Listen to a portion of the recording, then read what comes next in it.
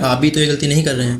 Hi everyone, मेरा नाम है doctor Amit. I have done my MBBS and MD from a very prestigious king George medical university Lucknow. तो बहुत से लोग क्या करते हैं कि नॉर्मल फीवर में भी एंटीबायोटिक्स ले लेते हैं।